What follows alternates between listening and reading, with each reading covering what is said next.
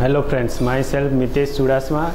Today I am going to deliver topic on introduction to plant pathology. Okay, let's start with brief introduction about the plant pathology. Also, plant pathology is a branch of agriculture which deals with study of etiology, symptomatology, management and resulting losses. So plant pathology which deals with study of biotic, abiotic agents which is responsible for cause of the disease. In biotic agent, generally fungi, bacteria, viruses are responsible for the cause of the disease. In abiotic agent, generally excess moisture, temperature are responsible for the cause of the disease. As we know that there is a lot of crop losses occurs due to plant diseases. It starts with sowing and harvesting and storage. Now some terminologies related to the plant pathology. First of all, symptoms. Symptoms mean alteration in the plant appearance due to effect of any diseases. Means कि plant में disease होने के कारण जो भी changes होते हैं और जो भी हमें प्लांट के अपीयरेंस में, बिहेवियर में और फिजियोलॉजी में चेंजेस होते हैं उसको हम सिम्टम्स बोलते हैं.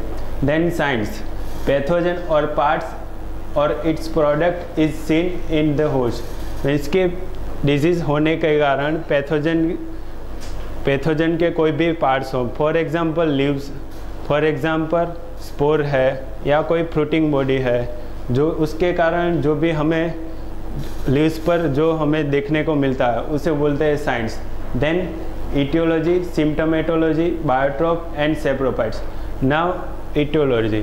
सो what is aetiology? Aetiology means the study of the cause of the disease.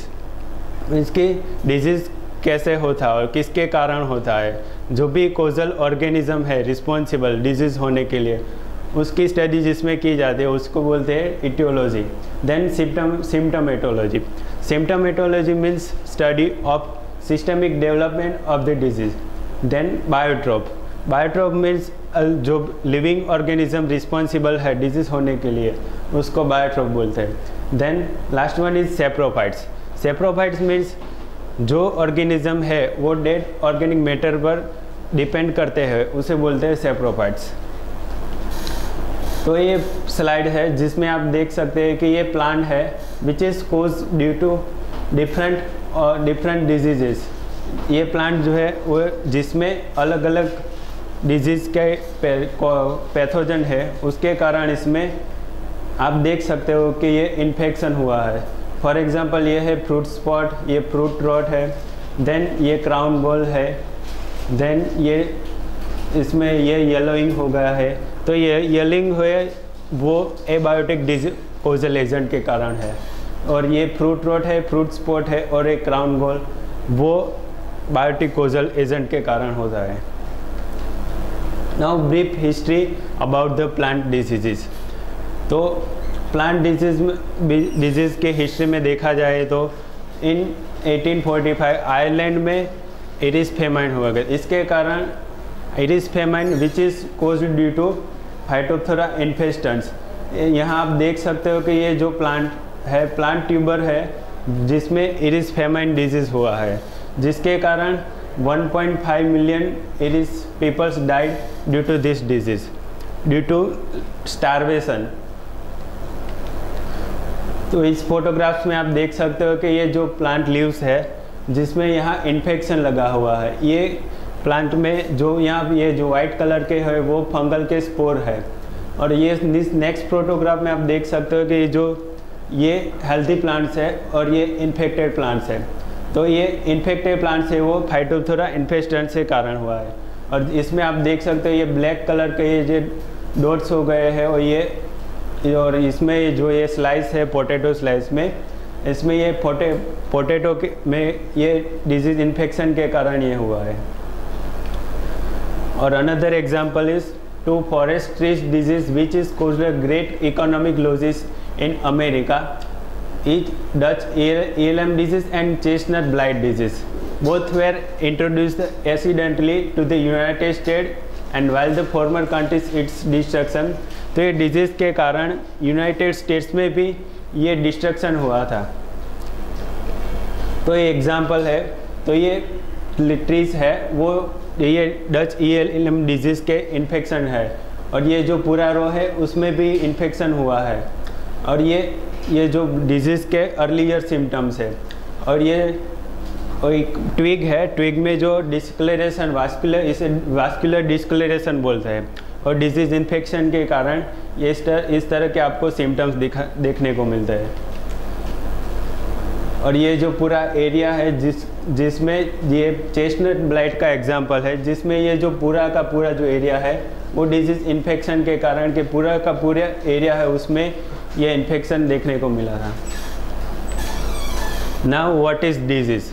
A disease is defined as a continuous irritation by the pathogen।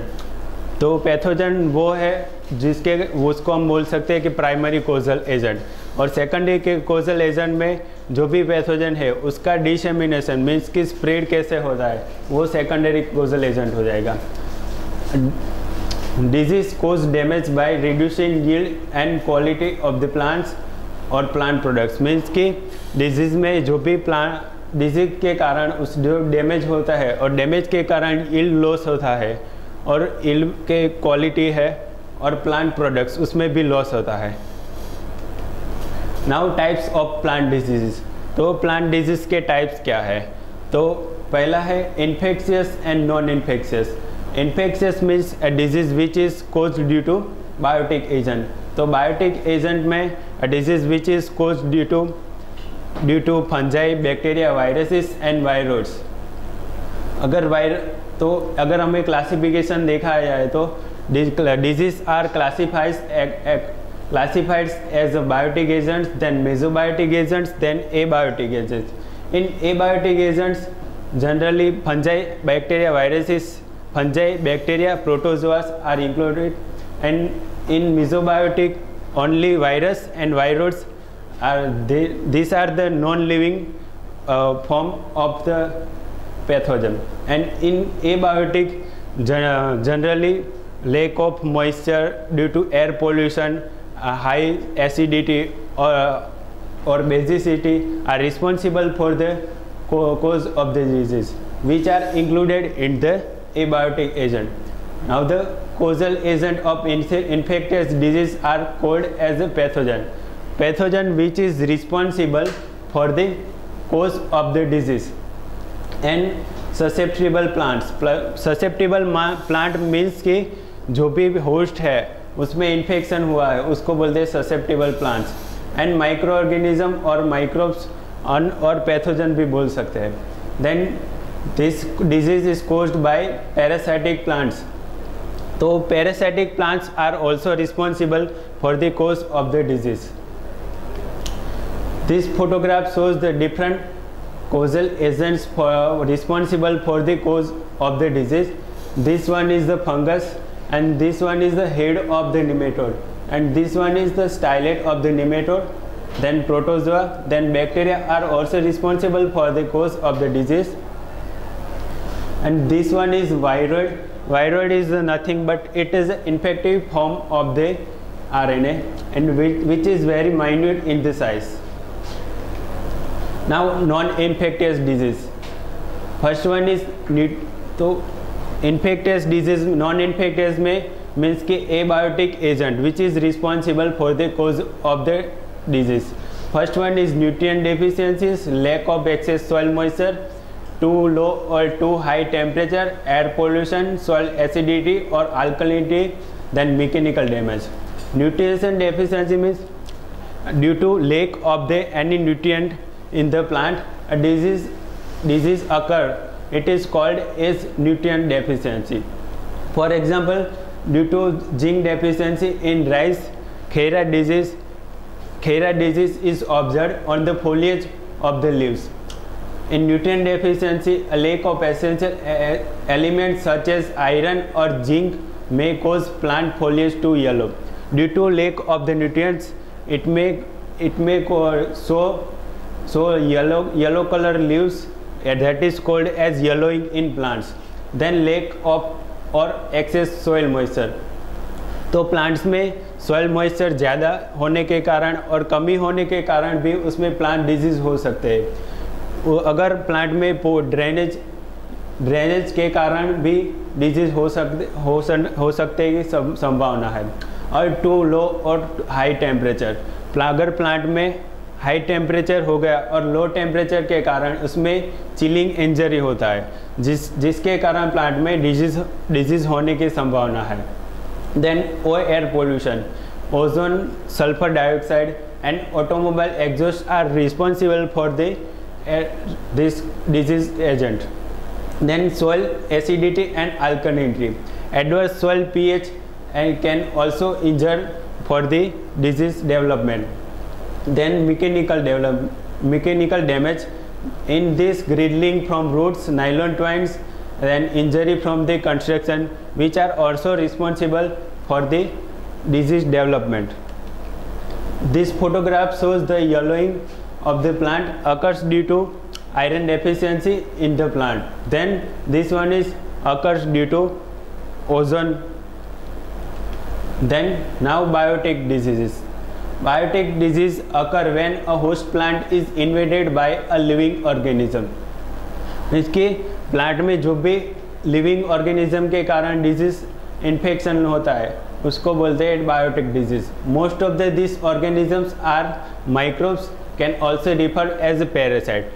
Means parasite which requires the living host for their survival and take up their nutrient from it, तो उसको बोलते हैं parasite. Likewise parasite, saprophyte and obligate parasite, biotrophs are also responsible for the biotic diseases.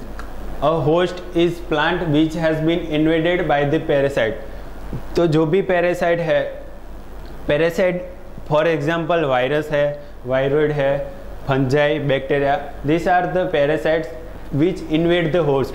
In host we can say the plant. A parasite is an organism which obtains its nutrition from living organism. Generally plants में से ही parasite है वो अपना nutrition take up करता है। In some cases the parasite actually blocks the movement of the food and water in the plants conducting tissue. तो ये example हो गया आपका विल्ट का। तो विल्ट में जो भी पैरासाइट है वो उसकी जाइलम वेसल है उसको ब्लॉक कर देते हैं, जिसके कारण फूड और वाटर वो अपटेक करना मुश्किल हो जाता है और प्लांट सूख जाता है। और microbes are major biotic pathogens of the plants. The major biotic pathogen में फंजाई है, bacteria, nematodes and viruses.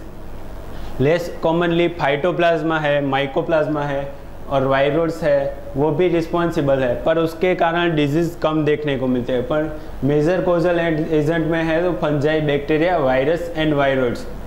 Most microbial pathogens are primary parasite but some are the mainly saprophytes and can some cause disease. Means कि mostly plant pathogen है वो primary parasite से as a parasite वो attack करते हैं, पर अगर वो जो भी उसके होस्ट अवेलेबल ना हो तो वो सैप्रोफाइट बन जाता है। मीन्स कि वो नॉन ऑर्गेनिक जो भी ऑर्गेनिक मैटर है, डेड ऑर्गेनिक मैटर, उन पर डिपेंड करता है। Saprophytes usually feed on non living organism. Most microbial pathogens have some saprophytic abilities which are important in survival and in the disease process. तो जो भी सैप्रोफाइट्स है वो अपना फूड है वो डेड ऑर्गेनिक मैटर में से अपटेक करता है। First photograph shows the fungi, then bacteria, then molecules, then this are the different photograph of the phanerogamic plant parasite. Likewise dodder, which is with dwarf mistletoe, then boom wraps, and these are the viruses and nematodes. Nematodes are very minute in size, and these are the protozoa. Now how do fungi reproduce? Fungi अपने disease development में कैसे reproduce होता है?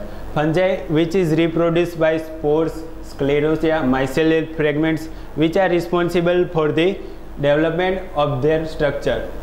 These parts provide a means for the fungus to be moved from disease to healthy plants. तो ये जो part है जिसके कारण पैथोजन है एक जगह से दूसरी जगह पर मूव होता है and survive from one season two the next, वो इज रिस्पॉन्सिबल है जिसके कारण वो पैथोजन है वो सर्वाइव हो सकते हैं.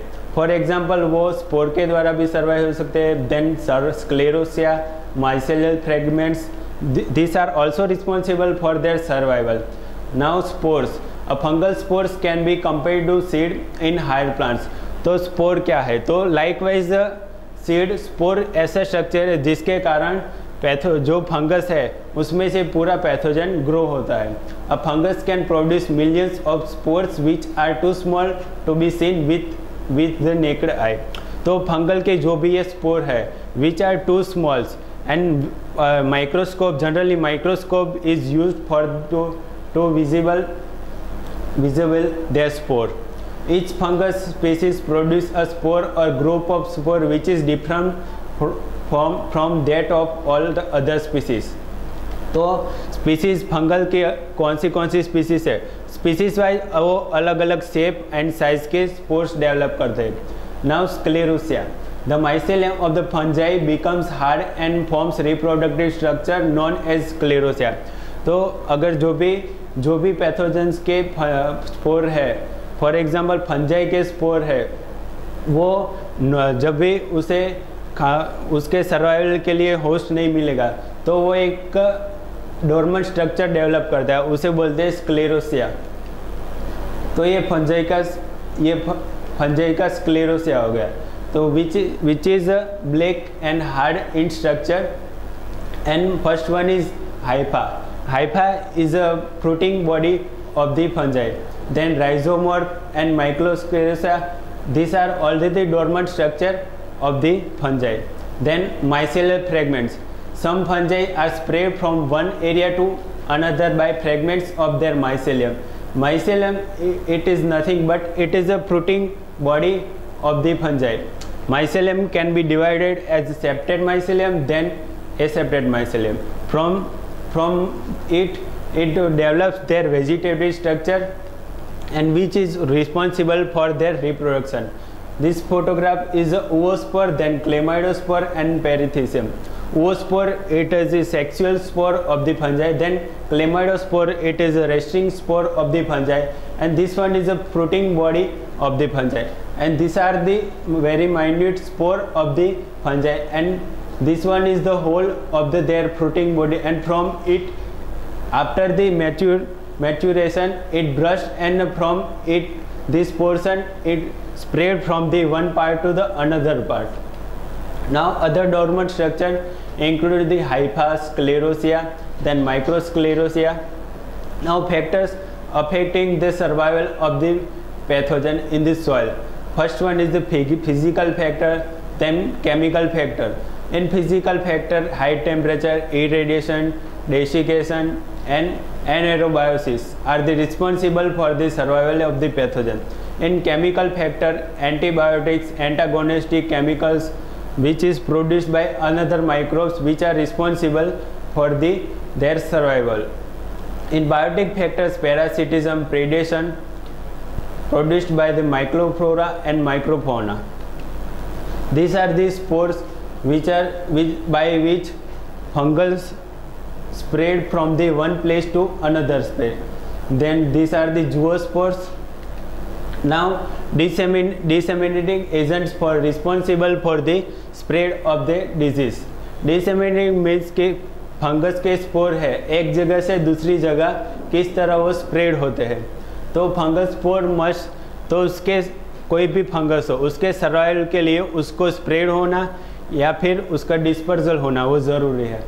तो फंगस स्पोर है वो विंड के द्वारा, इंसेक्ट द्वारा या फिर मेन और ट्रांसप्लांटिंग और सीड्स के द्वारा वो ट्रांसमिट होते हैं. A disease which is spread by wind then blowing rain के द्वारा वो ट्रांसमिट होते हैं. The spores of downy mildew can spread all the way across the continent by wind currents.